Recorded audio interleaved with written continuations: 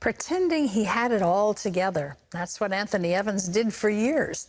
But the masquerade finally took its toll, and Anthony reached out for help.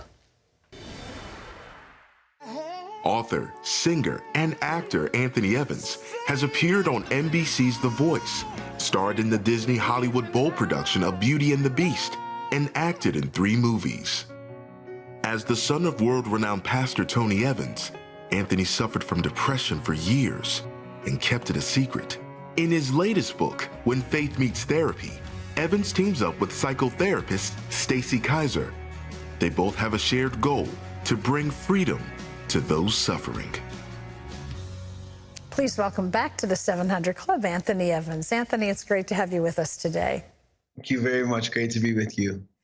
You say in your book that for years you were living the dream on the outside. What was going on the inside? Yeah, well, I was constantly dealing with different things. I mean, it depends on when you're talking about. I mean, I can go to the last 2 years, but the 2 years prior to COVID, 2019 and 2020. I mean, over the course of 2 years, we lost 8 family members back to back. To get on stage and sing about the faithfulness of God, and you're losing a family member every couple months, and you've been praying and believing and having faith, it's very hard to sing about how faithful God is when you're going through that. And there came a moment in my career where I felt like a great pretender on stage, singing songs that I did not necessarily believe because of what I was going through. And I couldn't keep my head above water on my own anymore. You finally sought counseling, which for a lot of people is a very difficult step to make. And that very first step that you made went wrong. What happened? Oh yeah. Well, what happened with me specifically is that no matter it didn't matter where I went to get therapy. If I went into a church to get therapy, the person always knew my family. So I started off with, I couldn't start with a clean slate. I would try to start with a clean slate and I couldn't. And one of my sessions, the first session that I tried, at the end, the therapist said, "I would love to get connected with your father. And here's some of my materials and information." And I thought, you just ruined everything. Like you messed this whole thing up. And he probably didn't mean harm, but it was a lot of harm. So it got a really bad taste in my mouth as related to therapy, because I don't want to walk in there and think that everybody wants to connect with my father or my family. That's not why I was there. So it took some courage to go back and try again, but I'm very glad that I did. It really did. I'm surprised you did. You first saw the therapist that you actually wound up writing this book with on TV. So you saw her, you were impressed with her, and you reached out to her, and it was a connect. What's different about Stacy's therapy? What's different about Stacy's therapy is that she's a general market psychotherapist. She is a woman of faith, but she is a general market psychotherapist. So I just liked what she said, and I thought maybe, I thought it was weird to reach out to somebody via the credit of a TV show.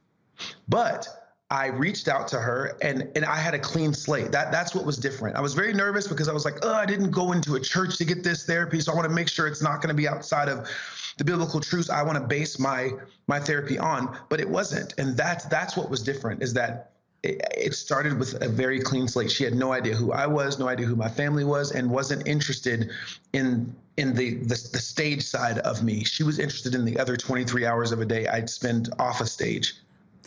I think in the Christian family environment, it's not, I don't mean home family, I mean us as the body of Christ. There's a stigma, I think, about getting therapy, that somehow we're denying the power of God in our lives. You say in your book that, which is called When Faith Meets Therapy, that seeking therapy can actually be a sign of faith. What do you mean by that? I mean that I liken it to being in algebra class in 9th grade. I had the hardest time with algebra. Like, there was a book of truths. The teacher was up there using the formulas from the book, working them out, and she would get to x equals 7. And I would be lost as to how all these steps, what she actually did to get to that answer. It confused me. And I had my hand up so much in the class that she finally told me, "Anthony, you need additional help. In order to pass this class, you're going to need tutoring." It took me taking the stigma off of tutoring in order for me to pass. And I believe that that's what therapy is. It's one thing to read Be Anxious for Nothing, but for some of us, it's not as easy as reading that and working it out in our lives. We need practical tools to work out that book of truths. And it took faith for me to actually start doing what I could. But one thing this book is about, the general principle overall, is when you do what you can, I believe that God will do what you can't. That is a fact and what I've experienced. So I viewed me getting into therapy and bumps along the way as me doing what I can, and then God magnifies that and accomplishes things that I cannot on my own. I think lots of people think when you're in therapy that the therapist is going to change you, tell you how to think, sort of guide you. Stacy makes it very clear she's really just helping you to figure out for yourself the things that are already there for you. What tools did she use to provide to help you heal with those losses? Oh my gosh, there are so many tools. And in this book, we cover different topics from relationships to fear to guilt to shame to, all of these things. But I can say, like, a tool that she's given me as related to toxic relationships, for an example, is she's taught me the art of not being a victim to my own compassion. As a believer, I think we're more prone to this as believers, to obviously forgive and keep moving and be wildly compassionate. But we do that sometimes, forsaking the guarding of our own hearts. And that's what I was doing. I wasn't guarding my heart and trying to be compassionate and forgiving to the point where I was allowing toxicity in my heart and in my life. And it was destroying me as a man, me thinking I'm doing what God says do. He says, be compassionate and forgiving. And I forgot about guarding my heart. So she's given me practical tools to readjust people in the room of my life.